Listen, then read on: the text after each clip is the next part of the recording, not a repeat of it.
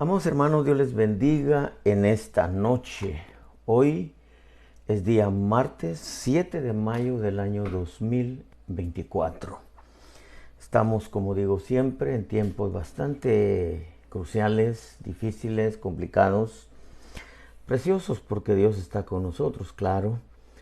Pero no debemos olvidar que este año es año de elecciones y se está preparando algo muy fuerte, muy fuerte. Lo que yo considero que va a pasar es que van a hacer que se caiga todo lo que es las plataformas de informática, televisión, radio, etcétera, en donde nos quedemos totalmente incomunicados.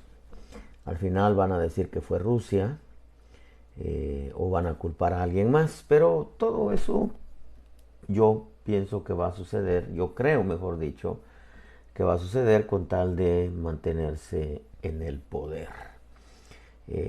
Son cosas, hermano, que ya las venimos anunciando, las venimos diciendo por lo que Dios nos ha hablado, por lo que vemos en la Escritura.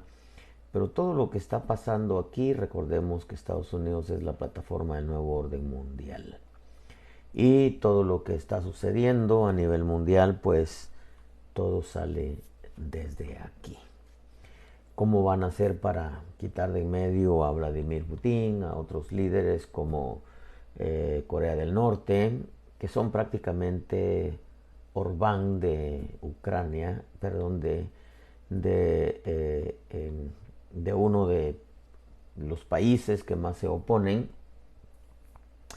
no de Ucrania, se me olvida el país, pero son cosas que están pasando que de alguna manera debemos nosotros de entender que debemos de prepararnos y más que todo nuestra relación para con el Señor, porque nada sirve prepararnos con linternas de mano, alimentos y cuanta cosa, porque qué tanto podría durar. Pero bueno, estamos en tiempos preciosos de parte de Dios para nosotros, porque en medio de lo crudo nosotros vemos la mano preciosa de Dios siempre. Yo quiero, hermano, no extenderme esta noche, aunque tengo la costumbre cuando lo digo en la iglesia siempre me extiendo. Pero quiero dejarle un pensamiento, una palabra nacida directamente del corazón de nuestro buen Dios para ahora. El tema se llama El Pastor. Ese es el tema de ahora. Y nace esto de 1 Pedro 5:1. Por tanto, dice a los ancianos entre vosotros, exhorto yo, anciano como ellos y testigo de los padecimientos de Cristo, también participante de la gloria que ha de ser revelada. Y hace un llamado, dice, pastoread el rebaño de Dios entre vosotros, velando por él no por obligación, sino voluntariamente, como quiere Dios. No por la avaricia del dinero, sino con sincero deseo, tampoco como teniendo señorío sobre los que os han sido confiados, sino demostrando ser ejemplos del rebaño. Y cuando aparezca el príncipe de los pastores, recibiréis la corona inmarcesible de gloria. Una de las cosas que yo quiero que nosotros como ministros entendamos hoy es que nosotros no lo sabemos todo. El pastorear una iglesia es como el matrimonio. Cuando el pensamiento que manejan muchos que no se han casado, dicen, yo no me caso porque todavía no estoy preparado, no estoy listo. El asunto es que cuando se casan se dan cuenta que no estaban listos, aunque se hayan casado ya a una edad, perdón, aunque se hayan casado a una edad que pensaban que ya estaban listos. Muchos esperan los 25, 30 porque dicen, a esa edad ya voy a estar listo, pero la realidad es que no. El pastorado es igual, mucha gente se prepara, va al instituto bíblico, algunos se dan a la tarea de aprender el griego, el hebreo, manejar el latín, etcétera, el arameo, porque también hubieron épocas en donde el arameo se usó mucho, como en los tiempos de Daniel. Y nos damos cuenta, hermano, de que en realidad nadie está preparado para asumir una responsabilidad pastoral. La preparación tiene que ser más que todo doctrinal. Doctrinal porque incluso el que Dios va a plantar como pastor eh, lo capacita. Hay ciertas facetas en donde viene el llamamiento, la capacitación, el envío, la confirmación y la coronación, que son 5 etapas. El llamamiento, la capacitación, o sea, prepararlo doctrinalmente, el envío, la confirmación y la coronación. Son cosas, hermano, que son etapas por las que nosotros como ministros pasamos. Ahí podríamos sumarle el escogimiento, pero el escogimiento no fue aquí, sino fue allá antes de venir a esta tierra. Él nos escoge, como le dijo a Jeremías, antes que nacieras te llamé y te puse por profeta. Entonces, quiero decirle que hay ciertas etapas por las que nosotros pasamos. Pero en medio de esto, hermano, yo llego a la conclusión, después de estar pastoreando prácticamente por 33 años, imagínense, me doy cuenta que en realidad nadie, hermano, está preparado para esto. Es una carrera en la que siempre estás aprendiendo, siempre estás aprendiendo.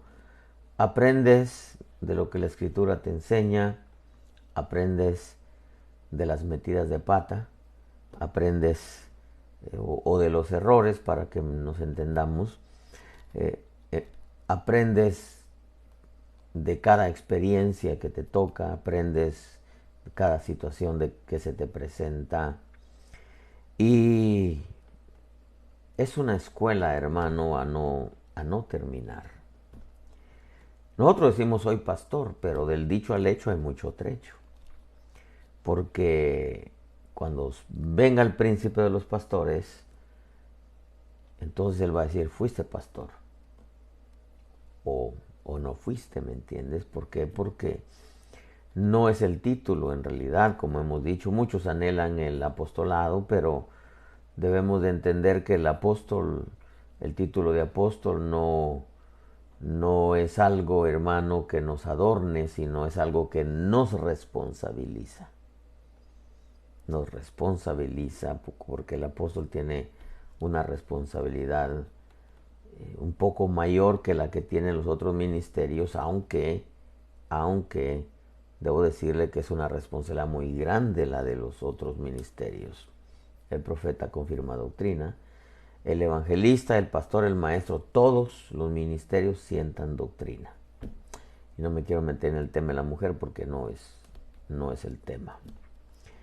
Pero al ver esto, de pronto me doy cuenta que los pastores no lo sabemos todo. Pablo lo deja claro en 2 Corintios 3:3, dice, siendo manifiesto que sois carta de Cristo redactada por nosotros, no escrita con tinta, sino con el Espíritu del Dios vivo, no en tabla de piedra, sino en tablas de corazones humanos. Y esta confianza tenemos tenemos hacia Dios por medio de Cristo.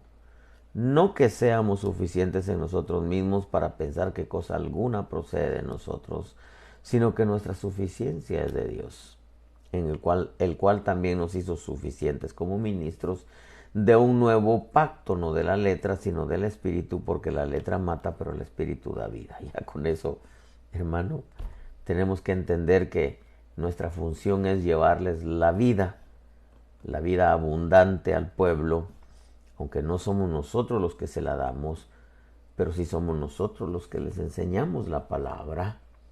Es Dios quien se las revela, pero si nosotros no se las enseñamos correctamente, ¿cómo les vamos a llevar vida?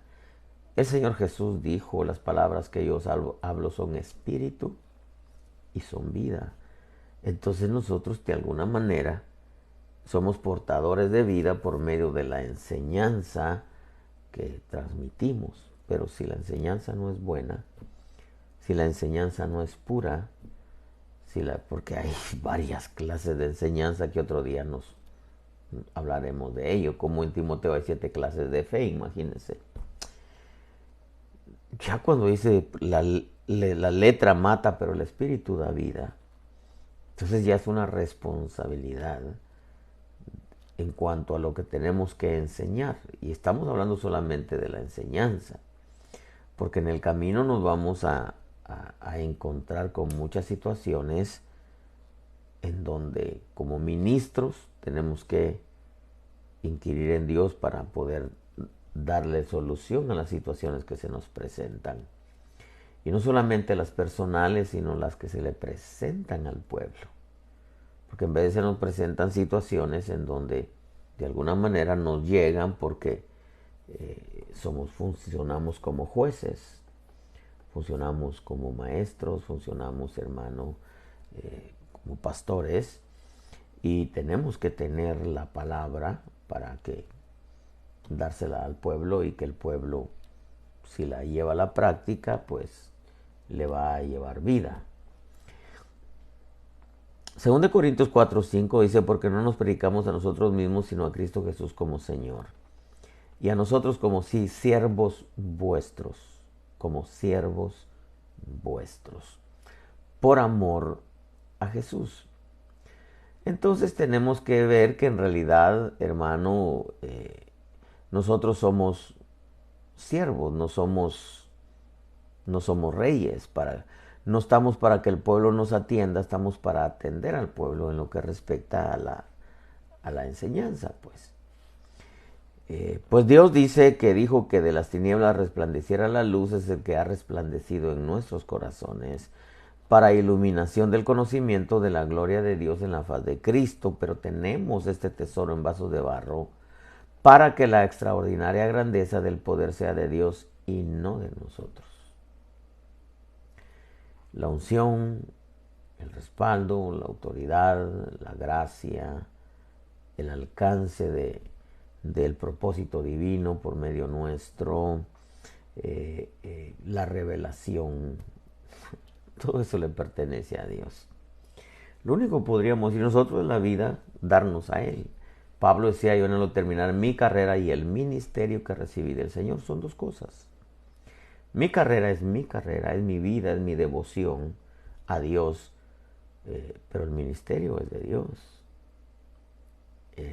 A Él le pertenece la unción, la autoridad, la revelación, la gracia, todo.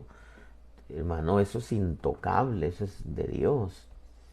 Nuestra vida es, con el caso del Señor Jesús, lo mataron, lo difamaron, etcétera, pero no tocaron la unción, no tocaron la gracia, no tocaron el propósito.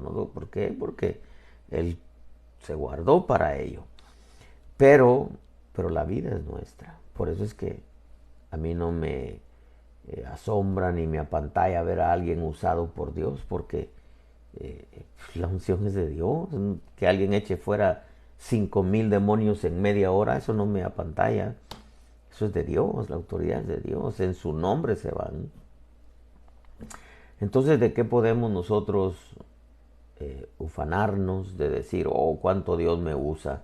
Si en realidad Dios puso tesoros en vasos de barro para que la excelente grandeza de su poder sea de Él y no de nosotros.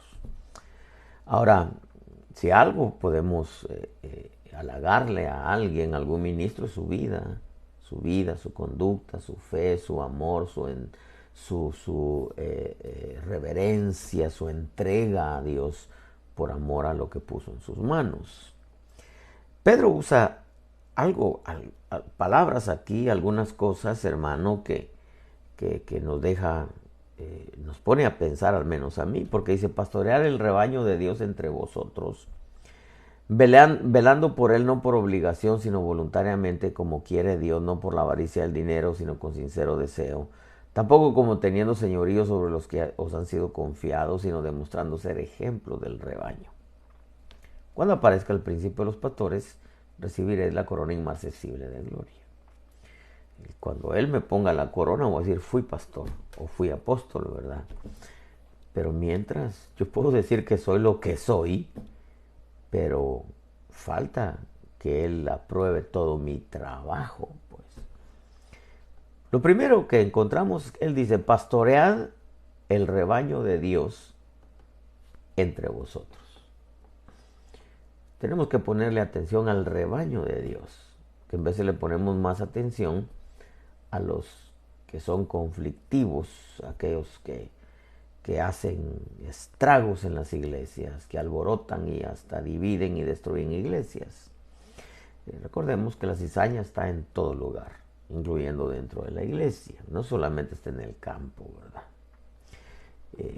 Pastorear se traduce del griego poimaino, que se utiliza para supervisar, significa alimentar, significa proveerles pasto, o sea, alimento. Dios es el que ha prometido que que el obrero es digno de su jornal, pero Pablo usa una ilustración cuando dice, no pondrás bozal al buey cuando trilla. Trillar el trigo era que amarraban al buey alrededor de una piedra de molino y el buey iba machacando el grano y si no tenía un bozal en la boca, pues podía comer del grano. Pero el pastor no puede comer del pueblo a menos que les dé enseñanza, que los alimente, porque si el pastor alimenta al pueblo, Dios alimenta al pastor por medio del pueblo. Claro, se sobreentiende también que eso es un proceso mientras el pueblo también está creciendo en número. Porque cuando se comienza la obra es bastante complicado, el pastor tiene que trabajar, etcétera, para poder alimentarse él y alimentar a su familia. Pero conforme va pasando el tiempo y el pueblo va creciendo en número, según Dios ve que el pastor está alimentando al pueblo correctamente, está trabajando, estudia la escritura, se mete con Dios, ora, intercede por el pueblo, etcétera, Dios con el tiempo hace que el pastor viva de su trabajo también. ¿Por qué? Porque el obrero es digno de su jornal. Y el labrador que trabaja debe ser el primero en cosechar los frutos. Pero para ello se necesita entender que hay que pastorear, hay que alimentar al pueblo. No es de llevarle solamente cualquier cosa, sino la palabra que sale de la boca de Dios. Porque no solo de pan vive el hombre, sino de toda palabra que sale de la boca de Dios. Entonces, pastorear no es solamente llevarles cualquier mensaje o copiar cualquier mensaje. No. Tiene que venir del corazón de Dios para que la palabra haga lo que el deseo del corazón de Dios quiere. No nuestro deseo, sino el deseo del corazón de Dios. Por eso el cuidado que tiene que tener el pastor, yo les he dicho a los pastores, no busquen el mensaje en la Biblia ni en el internet, búsquenlo de rodillas. Y cuando el mensaje baje al corazón, entonces ahora sí abran la Biblia. Y abran toda la herramienta que puedan encontrar en el internet, pero ya tienen el mensaje vino de Dios. Porque para alimentar al pueblo, como hizo el Señor Jesús, con aquellos 5,000, con 5 panes y 2 peces, 5 ministerios, 2 peces, Viejo y Nuevo Testamento, tuvo que levantar los 2 panes y los 5 panes, y los 2 peces al cielo. Y cuando Dios lo bendijo, el Padre lo bendijo, todos comieron, se saciaron y hasta sobró. Es el cuidado que tiene que tener el pastor. No predicar por predicar, sino es llevarle al pueblo el alimento que viene de la boca del corazón de Dios. Velando por él, del griego episcopeo, es inspeccionarlos. Cuidarlos diligentemente implica que el pastor es el encargado de que la congregación haya orden, que en la congregación haya presencia, que en la congregación siempre hay una palabra de parte de Dios, atender las situaciones que en veces suceden entre el pueblo. En veces son familiares, en veces son matrimoniales, en veces son toda clase, hermano. En veces son errores, pecados cometidos, inquirir en Dios qué hacer con esa situación, qué consejo dar. Eso es inspeccionarlos, eso es cuidarlos diligentemente. Y diligentemente no es nomás como decir, o haga una cita y a ver cuándo tengo tiempo, ¿verdad?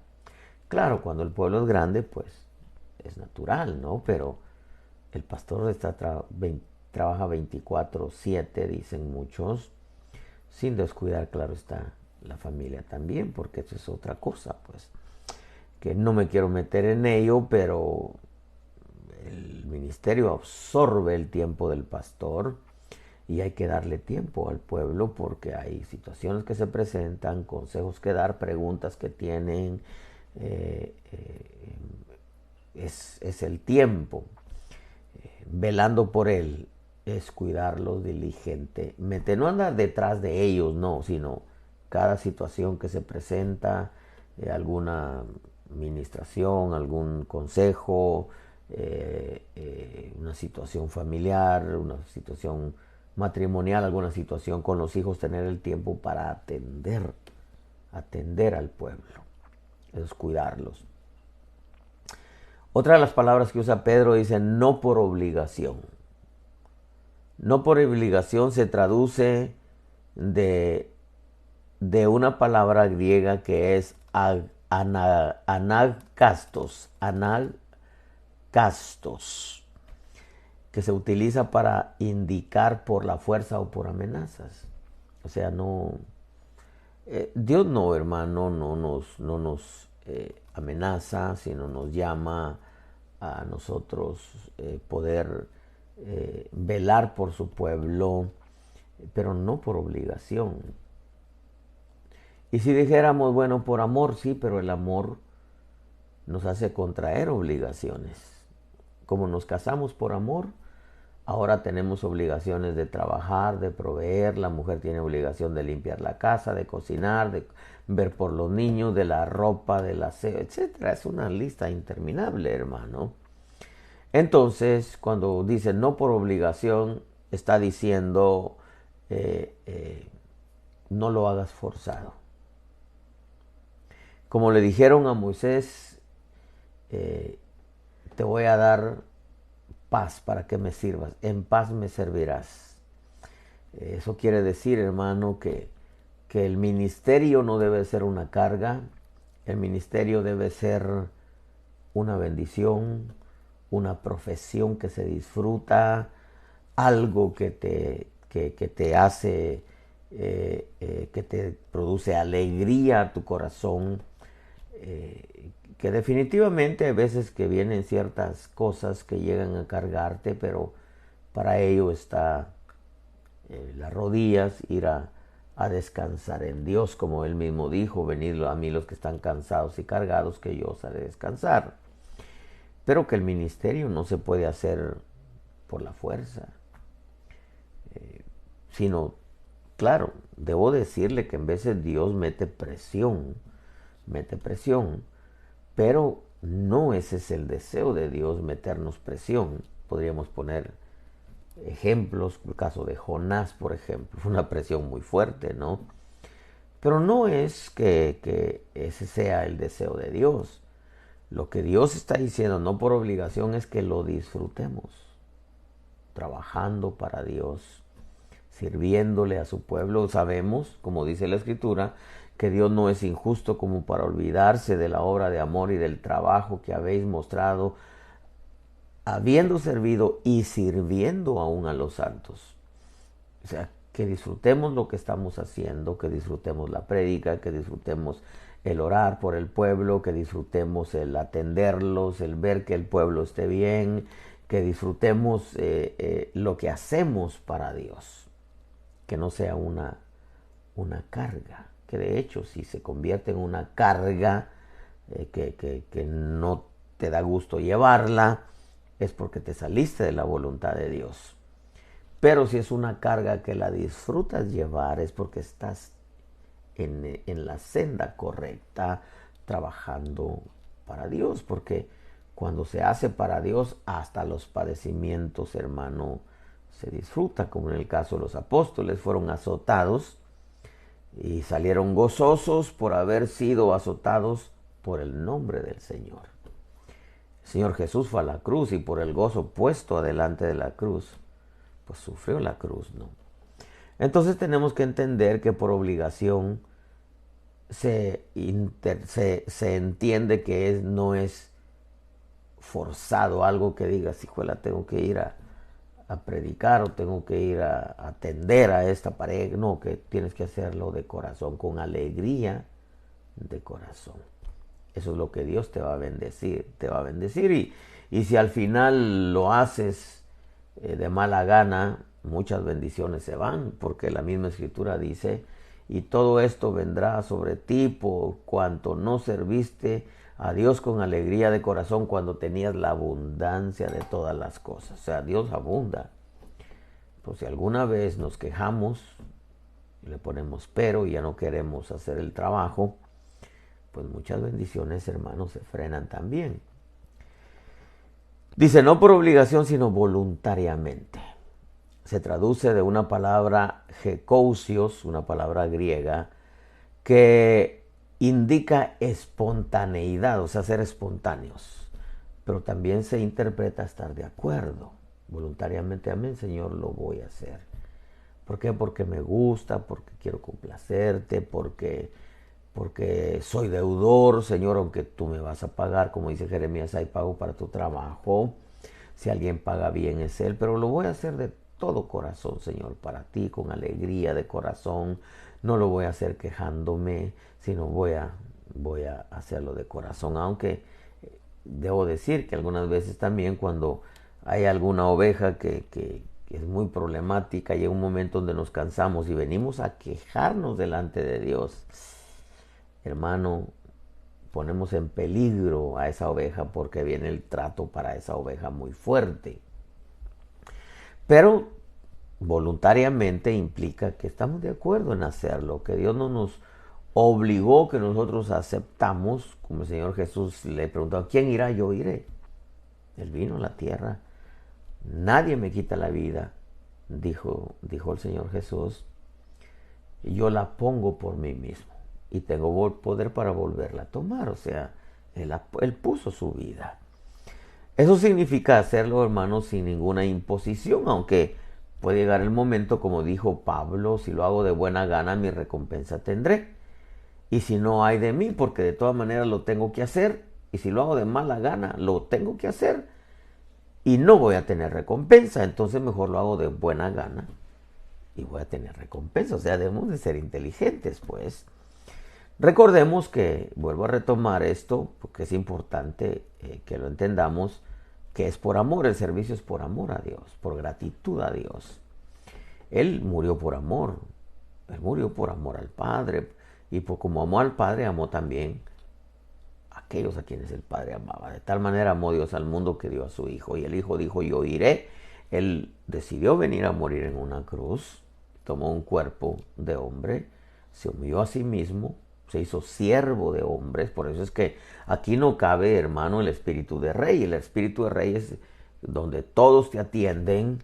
No, tú eres el servidor de ellos. El que quiera ser grande sea como el que sirve. Entonces, pero claro, lo vamos a hacer por amor al Señor. Pero vuelvo a decir esto, el amor nos hace contraer obligaciones. Por amor a Él, usted se casa, repito, por amor y contrae obligaciones. Si a usted no le gustaba trabajar, pues déjeme decirle, ya se casó, ahora tiene que trabajar porque no tiene opción. Pues los hijos vienen, tiene que trabajar. Los gastos crecen, tiene que trabajar.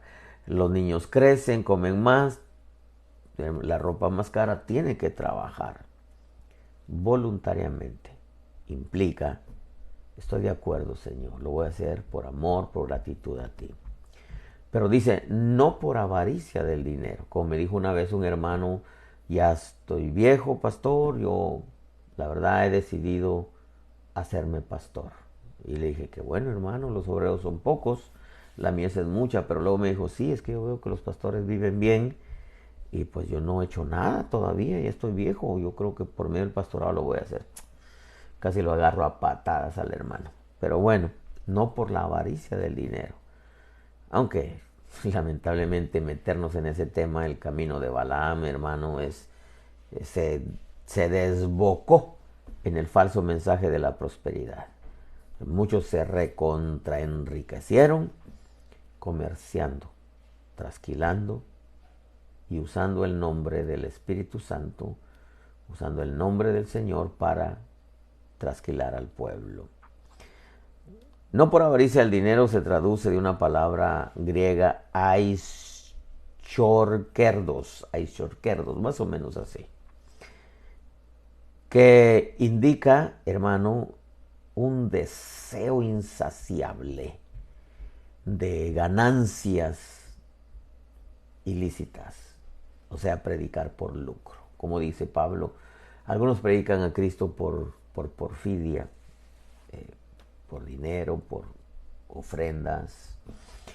Lamentablemente los hay, hermano, pero debo decirle que hay hombres de Dios que lo hacen por amor, y esos hombres, hermano, esos están vacunados en contra de la avaricia, porque lejos de tener avaricia son dadivosos en extremo, hermano, son dadivosos. Dios bendiga, hermano, porque reciben de gracia, dan de gracia y no le ponen precio a su prédica, no le ponen precio a la unción como muchos, hermanos, no por la avaricia del dinero, definitivamente, sino con sincero deseo, dice. Con sincero deseo, hermano, eso implica estar siempre en la disposición, el deseo de que el pueblo esté bien, el deseo de que Dios visite la iglesia, el deseo de que el Espíritu Santo se mueva, afloren los dones, el deseo profundo de que ese pueblo esté bien, que sus hijos estén bien, que sus matrimonios estén bien, hermano, que Dios los abunde, los prospere, los levante, los use, se glorifique por medio de ellos. Ese es el sincero deseo. Y no solamente de ellos, sino que nosotros también lo hagamos, que hermano, que Dios nos use, que Dios nos levante, que el Señor se glorifique y que también no nos falte nada, pues, para que no le falte a la familia. Es el sincero deseo de que el pueblo, que la iglesia aflore, florezca, enverdezca, hermano, se multiplique y que las familias estén bien y que nosotros estemos bien también como ministros. Estoy un poquitito a grandes rasgos con esto, hermano, pero es importante que entendamos que si pastorear fuera solamente, me recuerdo uno de mis hijos me dijo una vez, yo voy a ser pastor, dice, pero yo solamente voy a ir a recoger los diezmos. Tenía 6 años, creo que tenía. Le dije, no, hombre, estás loco vos. Bueno, 6 añitos, hermano, que puede ser, no, que puede pedir uno a un hijo. Pero dice, tampoco como teniendo señorío. O sea, no ejercer un control sobre ellos, no ejercer un dominio sobre la grey, no someterlos por la fuerza, sino tenemos nosotros que enseñar y que sea el Espíritu Santo, porque es la obra del Espíritu Santo, no es nuestra obra. Es el Espíritu Santo. Ellos tienen Espíritu Santo, tienen la Escritura. Ellos, hermanos, van a crecer, van a aprender a escoger lo bueno, su corazón se va a inclinar a lo bueno, enseñarles, entender que algunos son niños, no han aprendido a escoger, pero van a aprender. Entonces nosotros tenemos que entender que esas son reglas, reglamentos, principios, fundamentos de un ministerio pastoral, pues. ¿Por qué? Porque muchas veces se ve todo lo contrario, hermano. Ministros que no alimentan, no leen. Como dijo una vez uno, dijo yo, voy a donde abra la Biblia. Y abrió y dice, hoy Judas fue y se ahorcó. Y de ahí comenzó a predicar hasta que de pronto se dio cuenta, veías tú lo mismo, pues. Porque en realidad el pastor no puede ser un pastor perezoso, haragán. Tiene que entender que tiene una responsabilidad de alimentar, tiene que estudiar, tiene que trillar el trigo, tiene que preparar, amasar el pan y luego llevarlo calientito, pues.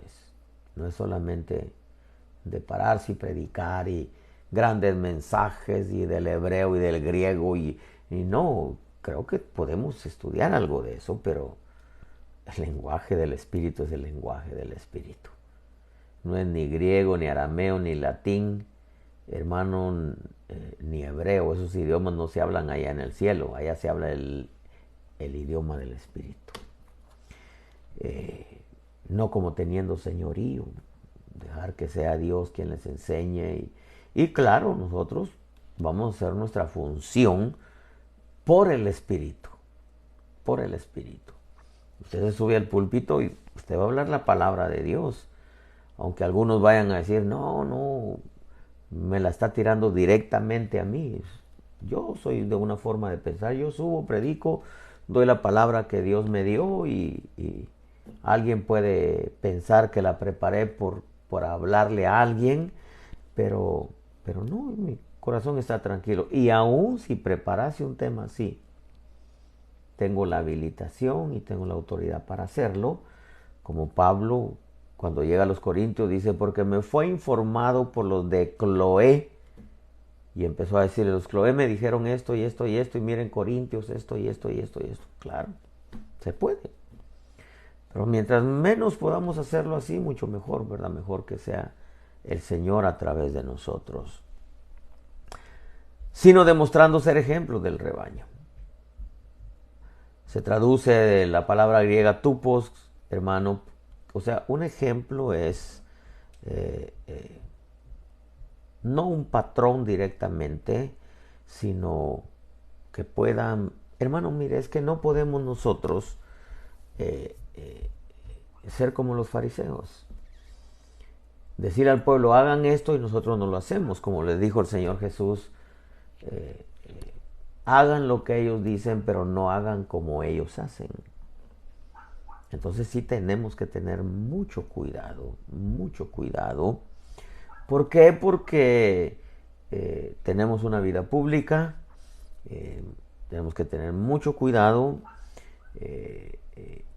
y claro, el pueblo tiene los ojos puestos en nosotros, hermano, y no podemos olvidar que nosotros mismos somos los que les enseñamos y que tenemos que entender que la enseñanza tiene mucho más efecto cuando es vivida que cuando es predicada. ¿Por qué? Porque cuando es vivida se transmite la vida, aunque debo decirle también, la palabra que se predica, si se está viviendo, se le está transmitiendo vida al pueblo. Como le dije un principio, somos portadores de vida si es que estamos transmitiéndoles la palabra correcta, la sana doctrina, la pura doctrina, o somos portadores de vida si estamos nosotros dándole un buen ejemplo al pueblo. Esto es importantísimo, hermano, porque, y cuando aparezca el príncipe de los pastores, yo ahorita puedo decir que soy, hermano, maestro en divinidades y perito en profundidades y doctor en divinidades, pero a Dios no le importa eso. Dios quiere el trabajo, el trabajo, el trabajo que se está haciendo con el pueblo, en donde, hermano, lamentablemente en veces se ven y tenemos nosotros que tener cuidado también, hermano, en donde no hay un cuidado, no hay alimento, todo es obligado, no hay nada que se haga voluntariamente, hermano, en veces es por el dinero,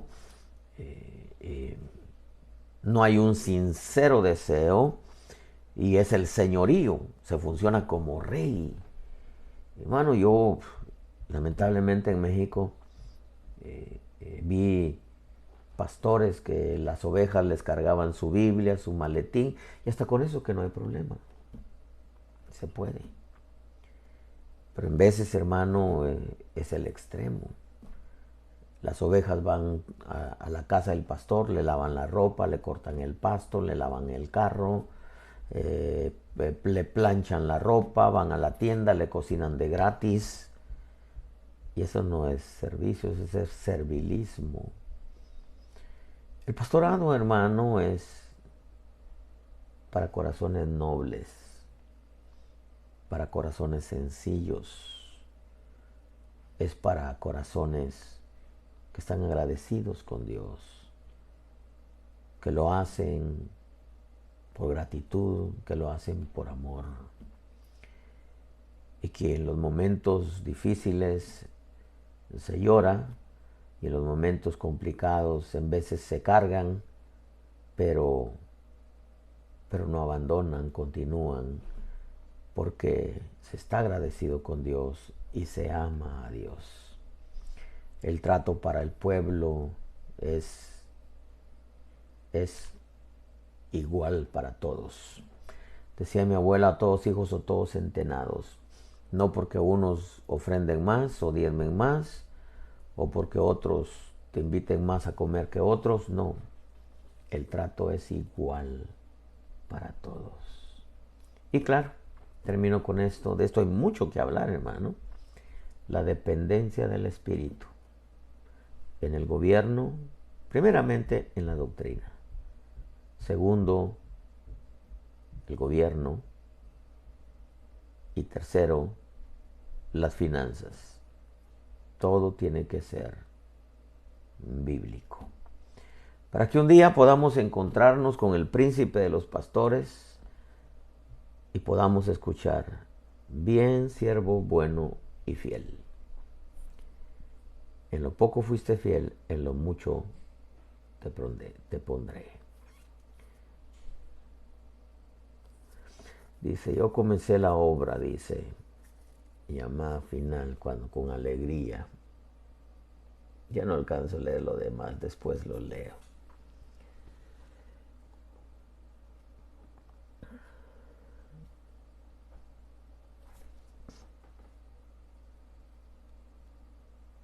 Luego lo leo. Luego le leo y le contesto, mi hermana. Termino con esto. Este tema, hermano, podemos ampliarlo, podemos hablar mucho de esto. El pastorado es una escuela de toda la vida, en donde todavía como pastores estamos aprendiendo. Los pastores no lo sabemos todo, estamos aprendiendo. Yo termino con esto. Si hubiera alguien que no conoce al Señor, es una buena noche para decirle: Señor, te entrego mi corazón. Y puedo decirles también a aquellos que van a comenzar obra: éntrele con todo el corazón. Una de las cosas que me dijo Tony Pérez, y muchos conocen a Tony Pérez, cuando recién salí, porque fui el primer pastor que salió de Ministerio Llamada Final, para Tijuana salí. Me recuerdo que cuando salí, Tony Pérez se me acercó, me dijo: Juanito, me dijo, yo solamente quiero decirte esto de parte de Dios. El éxito de la obra, me dijo, no depende de cómo prediques, depende de que cuides tu corazón. Eso se me quedó grabado, hermano, se me quedó grabado. Y claro, cuidar el corazón implica que el corazón esté apegado a los principios escriturales.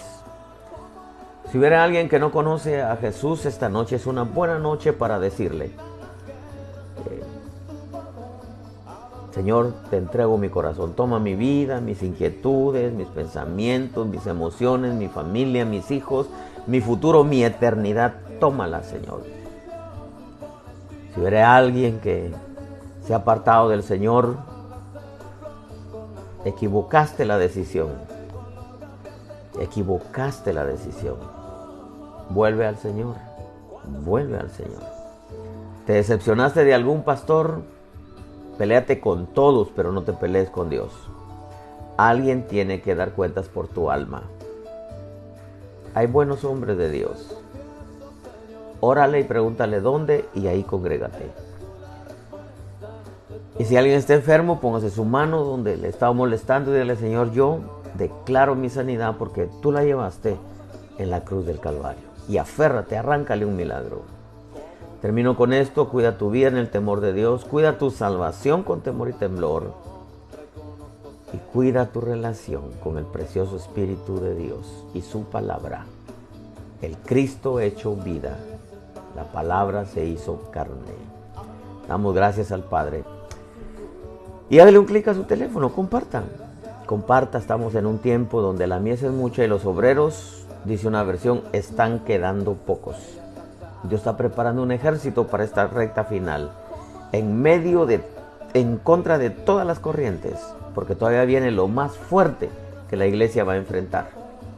Pero Dios está con nosotros y nos dará la victoria. Bendiciones, amado pueblo. El día jueves, si el Señor lo permite, volvemos de nuevo. 8 de la noche, hora de Carolina del Sur. Cuídense mucho. Bendiciones.